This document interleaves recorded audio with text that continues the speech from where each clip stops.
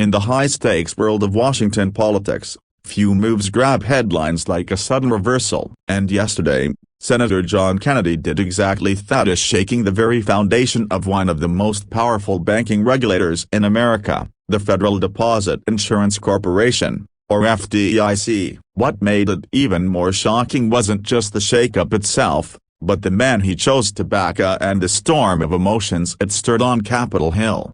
It all started with a threat. Kennedy, known for his sharp tongue and no-nonsense approach, had publicly warned that he would block President Trump's nominee for the FDIC chair. He painted a picture of a regulator that needed integrity, transparency, and a commitment to protect everyday Americans from financial crises. For weeks, the tension between Kennedy and the administration was palpable. Political insiders were already whispering that a showdown was inevitable, one that could stall critical financial oversight at a time when the economy was bracing for uncertainty.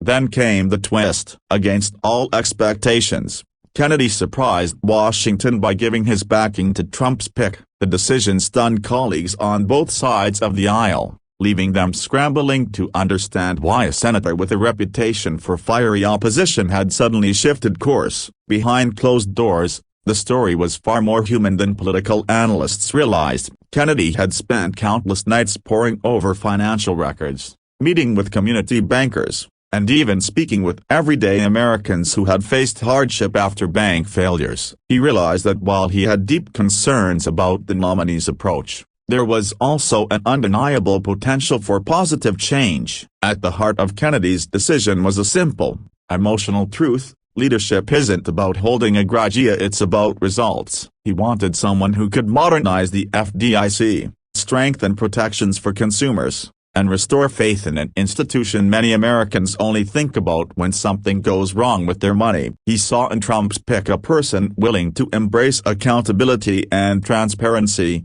and he chose the higher path: compromise for the greater good.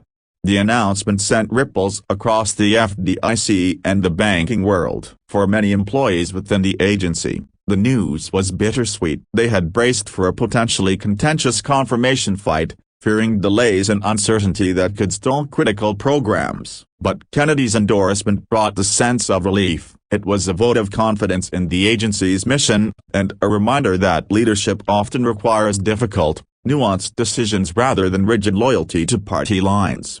For Kennedy himself, the journey was deeply personal. He confided in close aides that he felt the weight of responsibility not just to the political process, but to families who rely on the FDIC's protections every day. "We're not just managing banks, we're safeguarding dreams, homeownership, small businesses, college savings," he reportedly said. This understanding of the human impact behind policy transformed a political standoff into an emotionally charged, moral decision. Critics were quick to respond, questioning whether Kennedy's sudden shift was political theater or genuine change of heart. Yet even his harshest critics couldn't ignore the meticulous diligence he demonstrated. From holding marathon meetings with financial experts to reviewing historical data on bank failures, Kennedy approached the decision with a level of care that resonated beyond the partisan noise. It became clear that this wasn't about headline-ism, it was about shaping a safer, more resilient financial system. As the confirmation process now moves forward,